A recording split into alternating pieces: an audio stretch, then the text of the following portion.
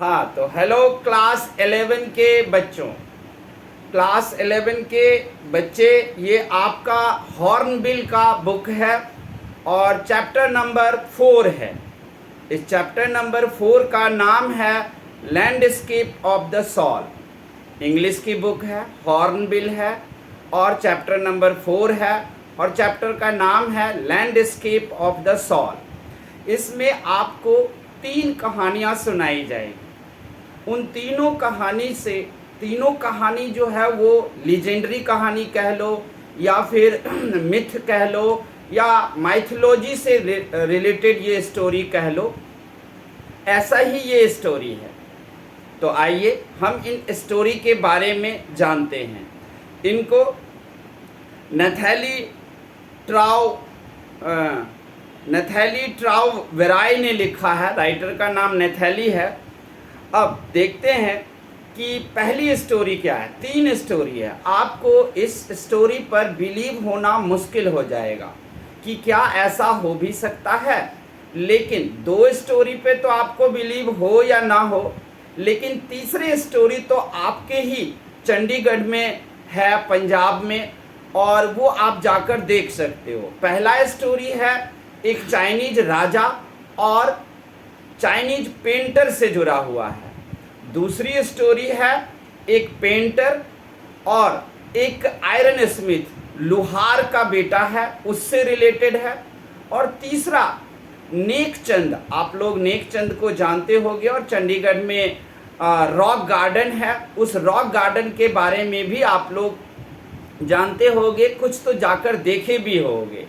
Rock garden दुनिया का, अगर मुझे कहा जाए तो मैं तो 8वां अजूबा कह दूं इसे, क्योंकि कोई एक व्यक्ति आखिर कैसे ये रॉक गार्डन बना सकता है, वो भी टूटे हुए कांच के चूड़ियों से, बैंगल्स पीसेज से बनाए गए हैं वो। तो आइए पहले कहानी की तरफ आते हैं। There was a painter name was Wu Daozi. Wu Daozi was a Chinese painter and Chinese emperor name was Zhuangzong. Zhuangzong सम्राट थे, राजा था चाइना का, और वू दाओजी पेंटर था। एक बार एम्परर जुआंगजोंग ने कहा कि मैं अपने महल के चारों तरफ लैंडस्केप, अन्य तरह के भूदृश्य, यानी कि दुनिया का जितनी भी तरह के पेंटिंग होते हैं वो हमें सब बनवाना है। इसके लिए पेंटर ढूंढा जाए। तो उस टाइम में वू दाओजी बहुत ही ज़्यादा फेमस पेंटर था। वू Daozi was so famous painter. तो उनको बुलाया गया। वू दाओजी आए और उन्होंने कहा, महाराज आज्ञा दीजिए, क्या करना है। महाराज ने कहा, मेरे महल के चारों तरफ दीवार पर में दुनिया में जितने भी तरह के पेंटिंग होते हैं सब बनाओ, नदी बहते हुए, झरना गिरते हुए, इसके अलावा पहाड़ का दृश्य, गाय भैंस मवेशियों को चरते हुए, गांव का दृश्य, पहाड़ के गुफाओं का दृश्य, मैदानी भाग, पठारी भाग, हर चीज़ हमें चाहिए। कहा ओके महाराज, हो जाएगा, लेकिन जितने दिन तक मैं पेंटिंग करूंगा उतने दिन तक आपको महल के दीवारों को तिरपाल से घेर कर रखना पड़ेगा, और जिस दिन फिनिश हो जाएगा काम उस दिन तिरपाल हटाकर फिर हम आपको दिखाएंगे। महाराज तैयार हो गए और पूरा ढक दिया गया और अंदर में वू दाओजी ने अपना काम शुरू कर दिया। काम पूरा एक दिन कंप्लीट हुआ। तिरपाल यानी कि ढके हुए जो कपड़े से ढका हुआ था उसे हटाया गया। जुआंगजोंग एम्परर एंड वू दाओजी दोनों टहलते हुए चारों तरफ दीवार को देख रहे थे। हर चीज था, हर चीज एकदम लिविंग थिंग जैसे लग रहा था। Everything was perfect, everything was painting like a very beautiful. इतना ब्यूटीफुल था वो, इतना सुंदर। जब वो चारों तरफ घूम घूम कर देख रहे थे, then both reached at a mouth of a cave. वो एक केव, गुफा के सामने आ गए। उस गुफा को जब राजा ने देखा तो वो एक पहाड़ में गुफा जा रहा था और शायद दूसरी तरफ रास्ता हो। तो जुआंगजोंग ने कहा, वो दाऊ जी, क्या हम इस गुफा में जा सकते हैं? उसने कहा, हाँ महाराज, आप जा सकते हो। अब आप लोग गौर करना, ये तो पेंटिंग है, लेकिन गुफा में महाराज कह रहे हैं कि हम जाएंगे, और वो गुफा का पेंटिंग था सिर्फ। महाराज ने कहा, मैं पहले नहीं जाऊंगा, पहले वो दाऊ जी तुम जाओ। वो दाऊ जी ने कहा, ठीक है, मैं ही जाके आपको पहले दिखा देता हूं। उसने एक काम जरूर किया था। वो दाऊ जी ने अपने हाथ में अपने जो उसके ब्रश थे, जिस ब्रश से उसने पूरे दीवार पर में पेंटिंग किया था, वो जादुई ब्रश था, और उसका एक बाल्टी भी था जिसमें पेंट रखता था। तो अपने बाल्टी और अपने ब्रश को उठाया वो और गुफा में चला गया। गुफा में गया और उसके बाद गुफा का रास्ता बंद हो गया और सम्राट जुआंगजोंग बाहर ही रह गए और वो उस गुफा में नहीं जा पाए। यानी कि वो जीवंत गुफा था और उसमें जा सकता था। अब आप लोगों के मन में ये प्रश्न तो जरूर ही उठेगा ना कि ये कैसे हो सकता है। एक पेंटिंग था, गुफा बनाया गया था पेंटिंग में, उसमें कोई इंसान चला गया, गेट भी बंद हो गया। तरह तरह के आपके दिमाग में क्वेश्चन उठना लाजमी है, उठना भी चाहिए। और अब आप लोग सोचते रहो कि ये हो सकता है क्या। देखो, अब ये हो सकता है या नहीं हो सकता, ये तो रिसर्च का विषय है। एक्सप्लोर करो, डिफरेंट किताबें निकालो, लाइब्रेरी जाओ, पता करो क्या इस तरह का पेंटिंग होता था जो बिल्कुल लिविंग जैसे लगे, बिल्कुल उसमें सजीवता आ गई। जबकि पेंटिंग तो निर्जीव होता है, नॉन लिविंग थिंग होता है वो, लेकिन इसमें सजीवता कहाँ से आ गई, इस बात का आप मैं सब मिलकर एक्सप्लोर करो। मुझे कहोगे कि क्या आप बिलीव करते हो इस पे, तो मैं बोलूँगा हाँ, मैं बिलीव करता हूँ, ऐसा हुआ था। और आप लोगों को विश्वास नहीं है तो आप ढेर सारी किताबें पढ़िए, आप लोगों को भी शायद बिलीव हो जाए। अब आते हैं दूसरे कहानी की तरफ। 15th सेंचुरी की बात है ये। एंटवर्प एक ब्लैक स्मिथ, आयरन स्मिथ था। In 15th century, Antwerp, a master blacksmith called Quentin Metzi fell in love with painter daughter.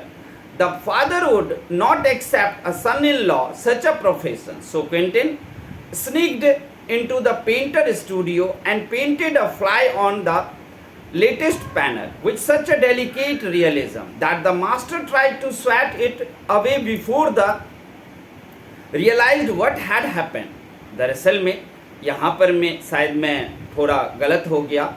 Antwerp नाम का एक पेंटर था और ब्लैक स्मिथ का नाम था क्विंटन मेट्सी। क्विंटन मेट्सी एक पेंटर के बेटी के प्यार में पड़ गया था। अब पेंटर एक लोहार ब्लैक स्मिथ या आयरन स्मिथ के बेटे से शादी अपनी बेटी का करेगा, ये तो हो नहीं सकता था। उसे तो चाहिए अपने जैसा दिमाग वाला पेंटर। और एंटवर्प रोज अपना पेंटिंग बनाता था और बाजार में जाकर उसे बेचता था और फिर उससे उसकी कमाई होती थी। और वो मानता था कि आयरन स्मिथ, ब्लैक स्मिथ, लोहार का काम कोई बुद्धि वाला नहीं है, लोहा पीटते रहो। लेकिन पेंटर का तो हम आप सब जानते हैं कि दरअसल में दिमाग वाला काम तो ये है। तो वो नहीं चाहते थे अपनी बेटी से शादी करना उसका। इसलिए क्विंटन मेट्सीज ने एक अपने होने वाले ससुर को लुभाने के लिए, उसके मतलब उसको रिझाने के लिए, उसको मनाने के लिए उसने एक दिन क्या किया कि उसके पेंटिंग वाले हॉल में आ गया। पेंटिंग वाले हॉल में दिन में ही वो एंटवर्प अपना एक बहुत सुंदर लेडीज़ का पेंटिंग बनाया था और वो कैनवस पे ही था और एंगल पे ही रखा हुआ था और वो ताला मार के चले गए थे। अब यहाँ कहना कोई अनुचित नहीं होगा कि चाबी उसकी बेटी ने ही दिया होगा क्विंटन मैट्सीज को। मैट्सीज अंदर घुसा और वहाँ जो कैनवस पर में एक सुंदर लेडीज़ का जो पेंटिंग बना हुआ था, उसके माथे पर उसने वहीं से ब्रश और पेंट लेकर माथे पर एक फ्लाई बना दिया, यानी कि एक मक्खी का पिक्चर बना दिया माथे पर, और फिर ताला बंद करके वो चला गया। सुबह में जब एंटवर्प आया पेंटर, तो वो देखता क्या है कि पूरे फेस के ऊपर में, इतना सुंदर फेस है लेकिन उस फेस के ऊपर में एक फ्लाई है, और वो उस तस्वीर की सुंदरता को खराब कर रहा था।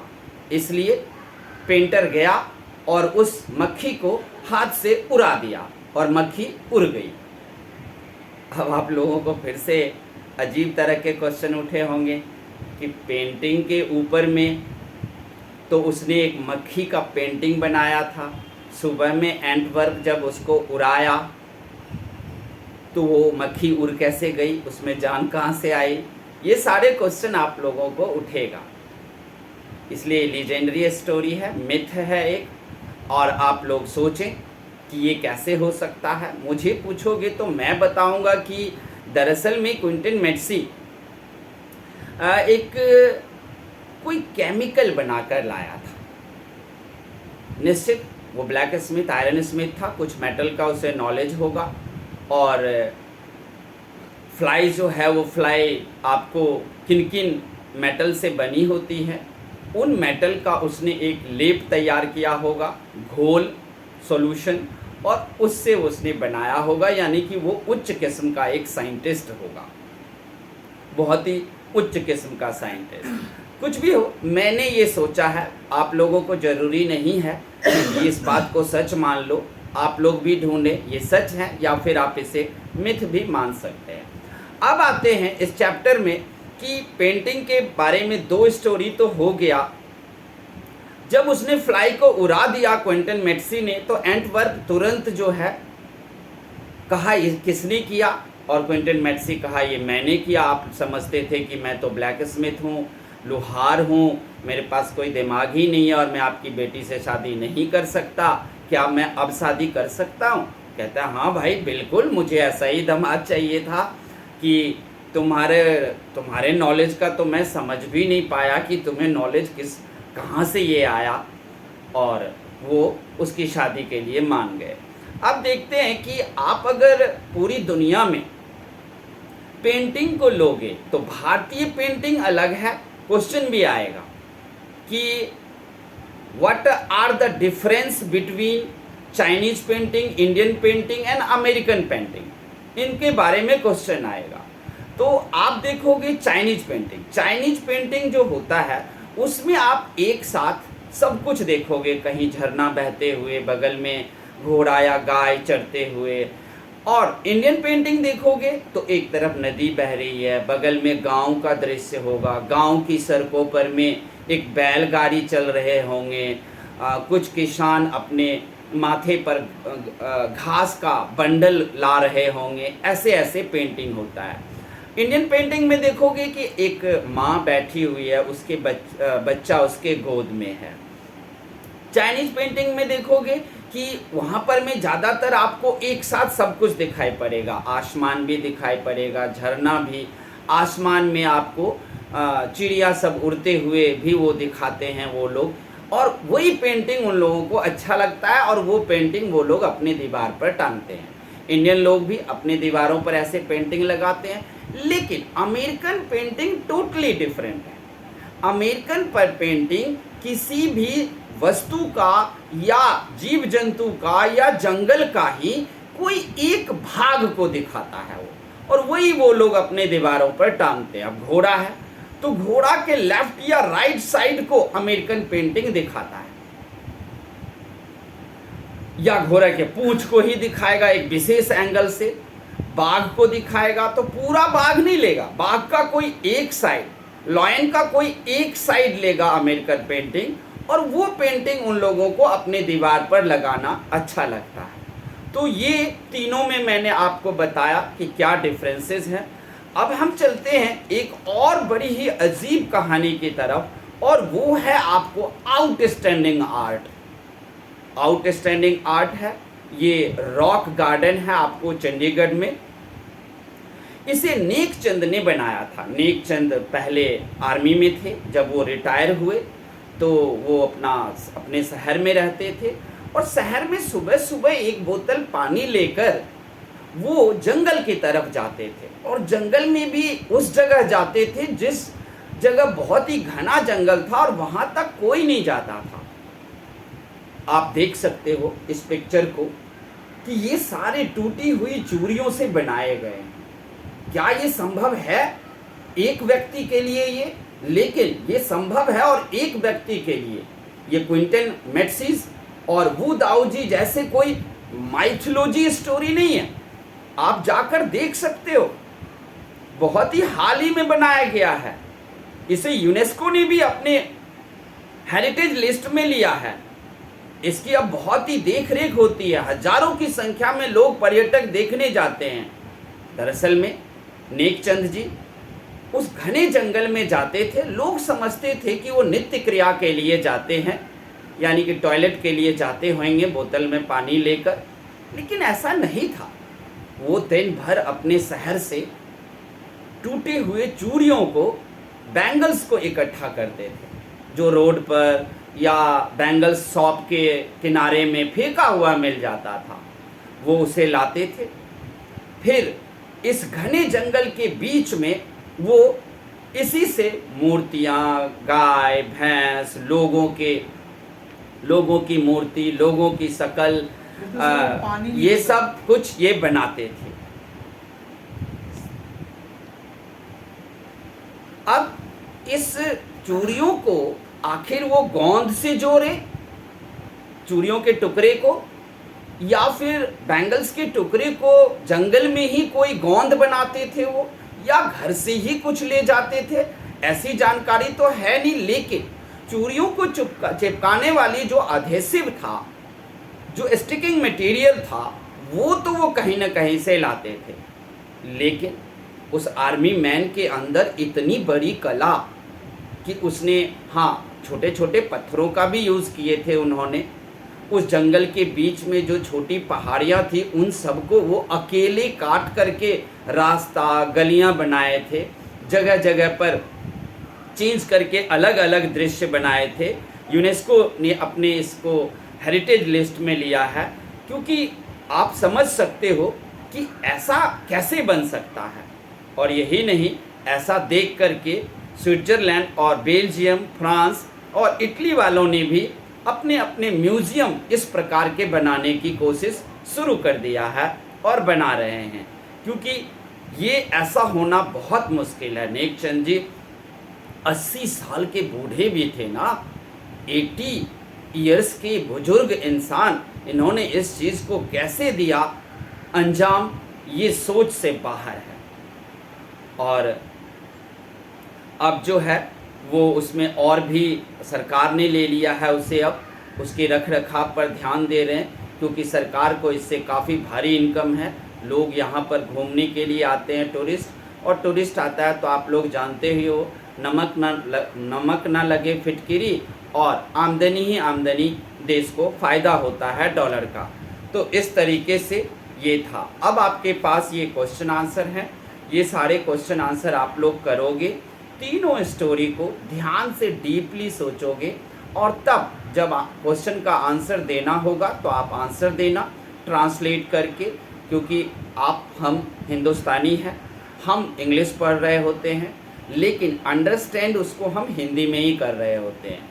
फिर हम उसे ट्रांसलेट करना सीखते हैं, और ट्रांसलेट करके आप किसी भी क्वेश्चन का जवाब दे सकते हो। वैल्यू बेस्ड में क्वेश्चन पूछा जाएगा कि क्या आप बिलीव करते हो वू दाओ जी के पेंटिंग पर कि वो गुफा में घुस गया और गुफा बंद हो गया? क्या क्विंटन मैट्सी ने जो एक फ्लाई का, मक्खी का बनाया था पेंटिंग, क्या ये सच होगा कि वो मक्खी उड़ जाए? ऐसा वैल्यू बेस्ड क्वेश्चन आएगा। तो आप क्वेश्चन के आंसर में लिखना, अगर आपको बिलीव हो रहा है तो भी आप लिखना कि हाँ मुझे बिलीव है, इस तरह हुआ होगा। कुछ साइंस से आप जवाब देना। अगर आपको बिलीव नहीं है तो आप सीधा कहना दिस इज मिथ स्टोरी, हम इस पर बिलीव नहीं कर सकते कि ऐसा हो सकता है। ऐसे स्टोरियाँ बहुत सारे होते हैं, तो वही ये स्टोरी है और कुछ भी नहीं है। फिर इनके क्वेश्चन आंसर आप लोगों को करना है। तो आप लोग बताना तीनों स्टोरी आपको कैसा लगा। और ये आपका आज 4th चैप्टर था, 4th लेसन था हॉर्नबिल का, और इसके क्वेश्चन आंसर आप लोग करोगे। ऑनलाइन के बच्चों से अनुरोध है कि अगर आपको हमारी ये बताई गई समरी है, ये जो भी हमने बताया वो समरी है, सारांश है, उनमें कुछ गलतियां भी हो सकती हैं। उस गलतियों को आप लोग सुन करके फिर हमें कमेंट में डालना, और अच्छा लगे तो आप सब्सक्राइब चैनल को ज़रूर कर देना। धन्यवाद।